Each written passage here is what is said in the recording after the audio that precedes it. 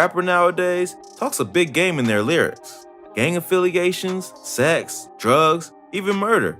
And while most of these artists are all talk, some of them have actually done what they rap about, including taking a life. Not sure which artists are telling the truth and which are exaggerating about their criminal activities? Here's an exclusive look at 3 rappers that are actually real-life killers. King Von. Born as Davon Bennett in 1994, Chicago native King Von spent most of his childhood on O Block, the most dangerous streets in the whole city. Plagued by gang violence between the Black Disciples and the Gangster Disciples, this block is a hotspot for crime and violence of all types. A few lucky ones made it out though, like Chief Keef and Michelle Obama. Von got involved in gangs early on since the neighborhood was basically run and patrolled by them. Joining up with the Black Disciples was more of a way to get some protection than anything else. But this gang is widely known as one of the most dangerous and violent street gangs in Chicago. They specialize in gun and drug trafficking, illegal gambling, kidnapping, and yes, even murder. King Von was always in trouble growing up, but as he got older, the charges became more and more serious.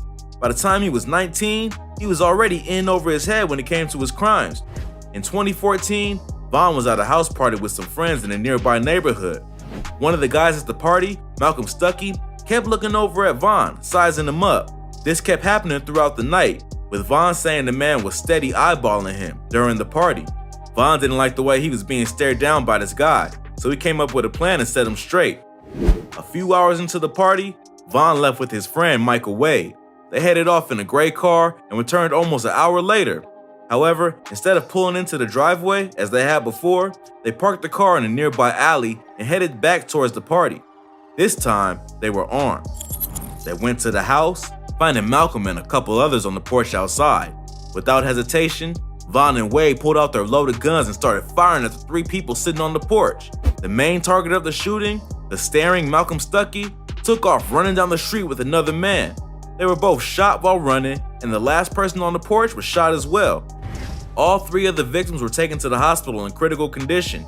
Later that day, Malcolm Stuckey passed away from a gunshot wound to the head. The other 2 survived.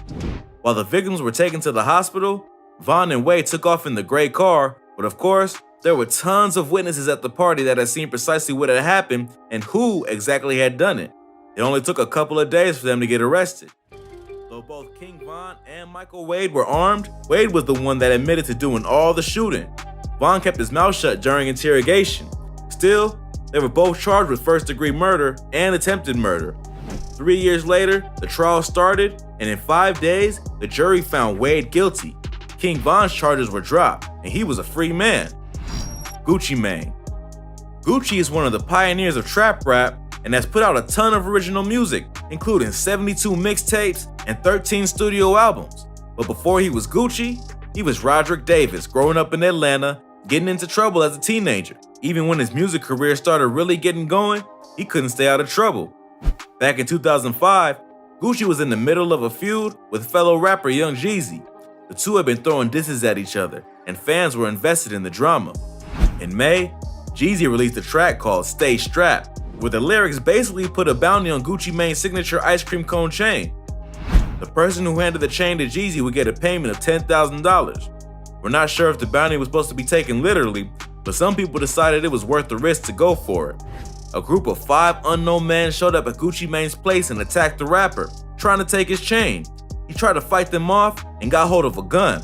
Reports don't say where that gun came from, whether it was the rappers or the attackers, but it ended up in Gucci's hands anyway. He fired off a shot to get them off him and ended up hitting one of the guys, a rapper named Pookie Loc, also known as Henry Clark. He ended up dying at the scene. 3 days later, his body was found behind a nearby middle school and cops were called. Once it was discovered who was shot, it wasn't long before they put out a warrant for Gucci's arrest on a charge of first-degree murder.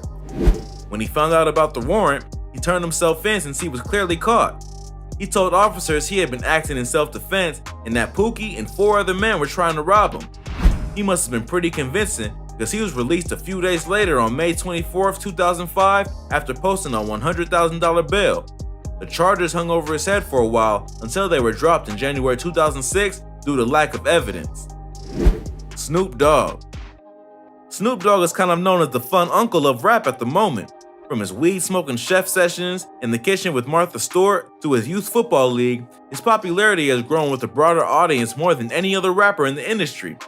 He hasn't always been so accessible though, and we forget that he had more of a colorful past than we'd like to think. He was raised on the streets and had been a hardcore Rollin' 20 Crips member since he was a kid.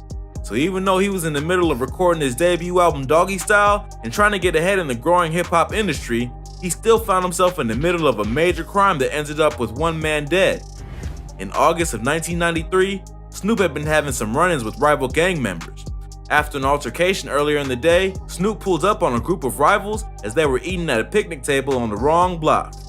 Sitting in the Jeep next to him was his bodyguard, Malik. When they pulled up to the group, one of them, Philip Walter Merriam, stood up. In response, Malik stood up in the open-top Jeep, staring Philip down.